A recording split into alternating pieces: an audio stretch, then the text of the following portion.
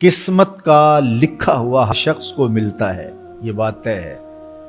مجھے اور آپ کو وہی مل رہا ہے جو ہماری قسمت میں لکھا ہے، اس سے ایک حبہ بھی، ایک دانہ بھی کم نہیں ملے گا اور ایک زیادہ نہیں ملے گا۔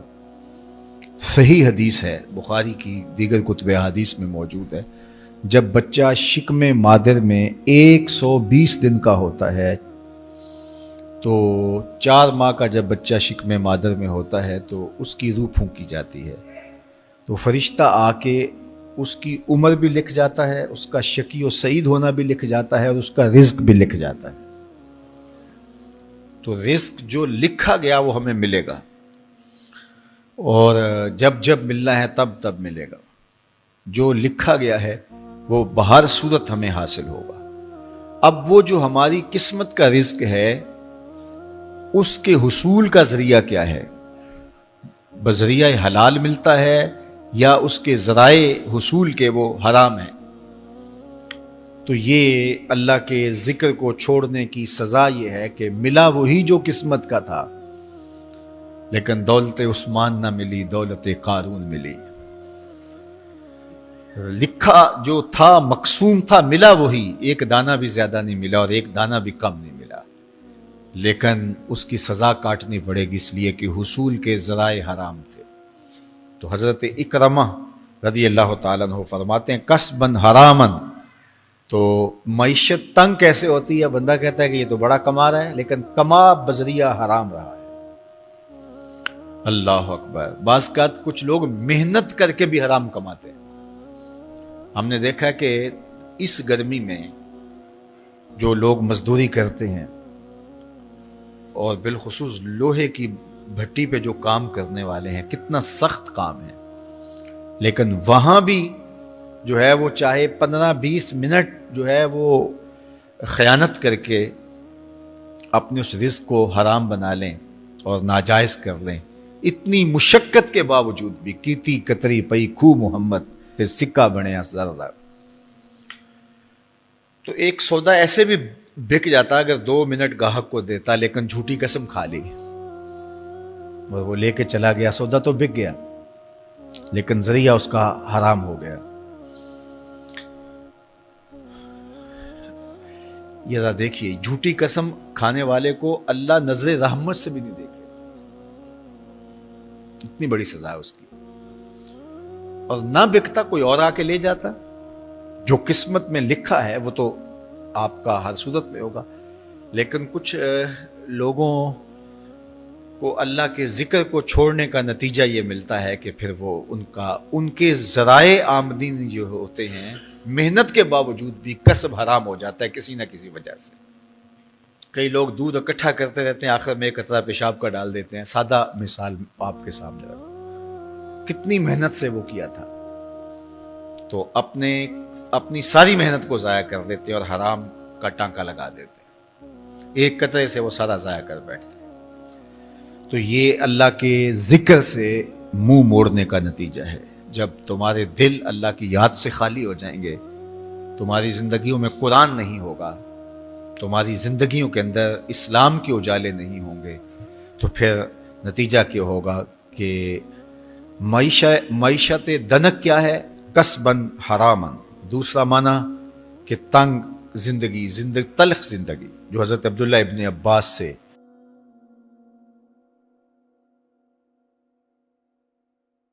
یہ امت خلیفہ بلا فصل، خلیفہ اول، امیر المومنین حضرت سیدنا ابو بکر صدیق رضی اللہ تعالیٰ عنہ کی مرہون منت ہے، ان کی احسان مند ہے۔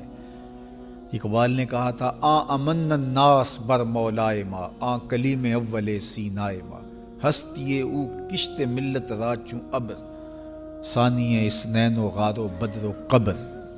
کہتے ہیں کہ وہ شخص جس نے ہمارے آقا و مولا پہ سب سے زیادہ احسانات کیے، اور میرے آقا کریم نے ارشاد فرمایا میرے اوپر جس نے بھی کوئی نیکی کی میں اس کا بدلہ چکا دیا دنیا پر ہی، لیکن ایک ابو بکر ایسے ہیں جن کی نیکیوں کا بدلہ قیامت کے دن رب ہی چکائے گا۔ یہ حضور علیہ السلام نے ارشاد فرمایا، اور پھر فرمایا ما نفعنی مال احد قط، ما نفعنی مال ابی بکر مجھے کسی کے مال نے اتنا نفع نہیں دیا جتنا ابو بکر کے مال نے نفع دیا.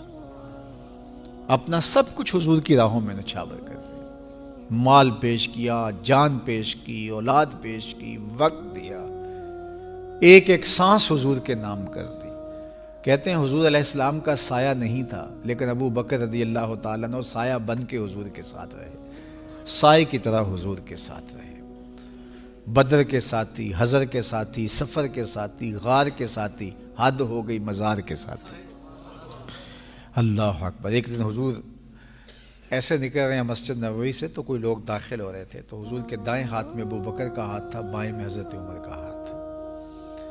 تو حضور ایسے دونوں کے ہاتھ پکڑ کے باہر نکل رہے تھے، تو کسی کو اندر آتے دیکھا تو اس کو دیکھ کر کے کہا قیامت کے دن ہم قبروں سے یوں ہی اٹھائے جائیں گے. میرے دائیں ہاتھ میں ابو بکر کا ہاتھ ہوگا، بائیں ہاتھ میں عمر کا ہاتھ ہوگا. اللہ اکبر. سیدہ کہول اہل الجنہ، جنت کے بوڑھوں کا سردار کہا. ابو بکر فی الجنہ، جنت کی بشارت دی. عشرہ مبشرہ میں سے پہلا نام حضرت ابو بکر رضی اللہ تعالیٰ عنہ کا ہے. فرمایا میرے 2 وزیر آسمان پہ ہیں، 2 وزیر زمین پہ ہیں.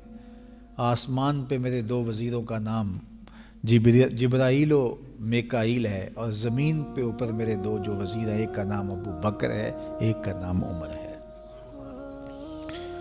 تو کیا شان ہے حضرت ابو بکر صدیق رضی اللہ تعالیٰ. ہر نبی کا صحابی عظمتوں کے معراج پہ ہے، لیکن جو شان حضور کے اس جاں نثار کو دی گئی ہے، اللہ اکبر. قرآن نے بھی کہا نا وَثَانِيَ اثْنَيْنِ إِذْ هُمَا فِي الْغَارِ.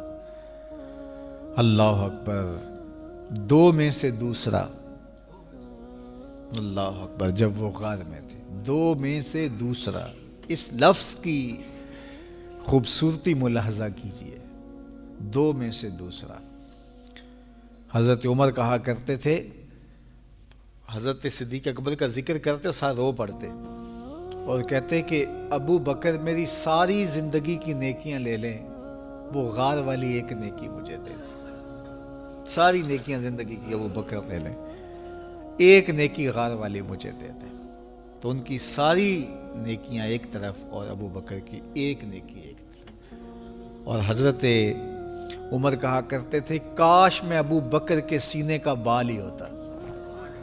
کوئی کم شان ہے؟ یہ حضرت عمر کہہ رہے ہیں. یہ عمر جس کے بارے میں میرے حضور علیہ السلام نے فرمایا کہ میرے بعد اگر نبوت کا دروازہ بند نہ ہوا ہوتا، میرے بعد اگر کسی نے نبی ہونا ہوتا تو وہ عمر ہوتا. اتنی شانوں کے مالک. ان الشیطان یفر من ظل عمر، شیطان عمر کے سائے کو دیکھ کے بھاگ جاتا ہے.